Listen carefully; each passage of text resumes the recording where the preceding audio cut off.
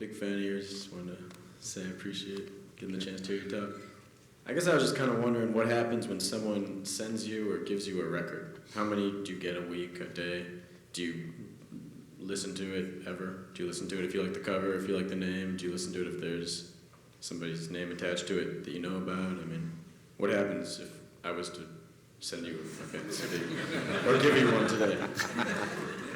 I mean, well, now you know, what would be? How would I? Well, now it's much easier nowadays because of my little machine there. I can just put it on and rip it, I think is the term, and then I have it on the computer and I listen to it. It's very easy now. I can do that in a plane, whereas before you couldn't really do that.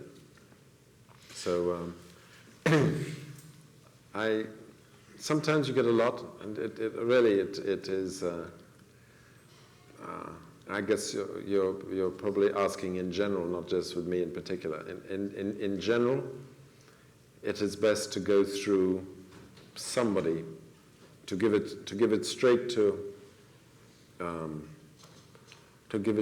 like a head of A&R or somebody. They probably never get around to listening to it. In most cases, they don't. They may put it on because there's something on the cover or something that makes them pick it up, but in general, it's very hard to just get something directly to somebody who can make a decision. It usually has to go through somebody that they know or something, and that's why a lot of people get managers ahead of time, and the manager knows somebody, and then. But all the knowing somebody business is disappearing. The internet is getting rid of all the middlemen away. Now you have to bring added value as a middleman. Otherwise, I don't think you're going to exist for long. So anyhow, what happens if I get them? I put them right on there. Then I don't have to carry anything. It's on there. I can. And then I listen to them. Are you asking? I mean, a question of how someone with a band, how do you get the attention of a label? And we've talked about this a lot. I mean, there's a certain element of having to rise up above in order to create the attention. Just sending an unsolicited demo in. Is that kind of what you're saying is not perhaps the best way to do it? There's other ways. I think, look, I mean, if somebody has a band, right, and they love doing what they're doing, that's the first thing, right? They have to really love doing what they're doing because it's hard work. If it's work, it's hard, right? If you love it, then it's not work. And then, basically, nowadays you can be your own record company.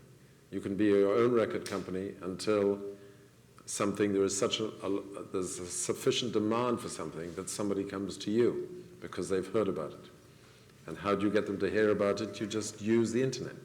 You use the internet to get it out there. You use the internet to tell people to come to the club that you're playing. You set up. There was an act that I was after a few years ago, and I went to see him. And I'm not going to say his name because maybe something great has happened with him. I'm not sure.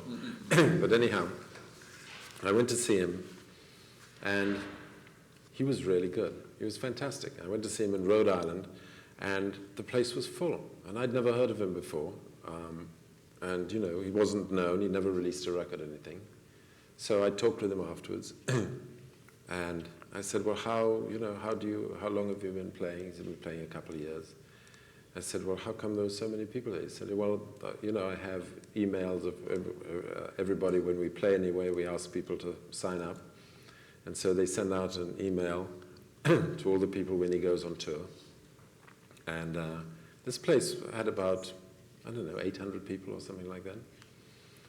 So I said to him, well, I don't think there's anything much I can do for you. I think you are the model of tomorrow's recording artist. You own your own copyrights. You own your own record. You're playing to an audience. The audience is growing all the time. Anyhow, a major company came in and everybody jumped on it, trying to sign him. And one company ended up giving him a fortune. And when I say a fortune, they gave him $2 million. This kid was 20 years old, right? I know who you're talking about. Yeah. Should I mention the name? So the manager, he did his job, right? He got the kid $2 million. the agent, everybody involved technically did their job. But then the record company who'd put up $2 million suddenly wanted the record to sound how they wanted the record. They didn't want him to do what he was doing and would continue to doing for probably the rest of his life. He had like a nervous breakdown, and I don't know what happened to him. He maybe has emerged through it all and is doing, you know what? He's doing okay. Should we mention it? Howie Day? Is that Howie Day. Yeah. Have you heard of him? Howie Day? Doing fine. He's doing fine? Oh, good. Okay, that's good. That's good. All right, well, that's... I was just saying that I was concerned because I thought that what he was doing was great, and it's very hard to turn down a huge amount of money like that, but I think he'd have been better off if he just kept the ownership of everything he has and just kept it. He would own his catalog in perpetuity. He would own everything. He'd be in charge of his life. The worst is to just lose control of your life. Chris, can you talk a minute about the visual? Earlier today, you were talking about the importance of visual in today's music world. Could you mention that again?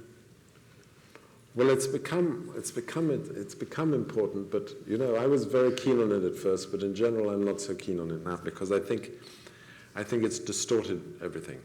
I think it's tended to focus everything on like a single, and the experience of seeing a band like a concert on television doesn't really make it somehow. You know, live concert is so incredible, but a concert on TV never really makes it. So then, what does make it on TV is a video. Especially, in my opinion, rap videos. I think rap videos are fantastic because they're like 5-minute superstars. And you know, the imagery and everything of it. I think that's an incredible medium for rap videos. But I think it's sort of caused everybody to focus, as I say, on the single. So the single gets a whole lot of production. The single is supposed to make you to buy the album. You buy the album, and then in a lot of cases, the rest of the album is disappointing. So you overall feel that you've been had a little bit. You know, that you paid a lot of money for what you expected would be 10 great songs, but they're only really 2 great songs. And that's why we've ended up in this process of people talking about downloading singles and not buying into artists.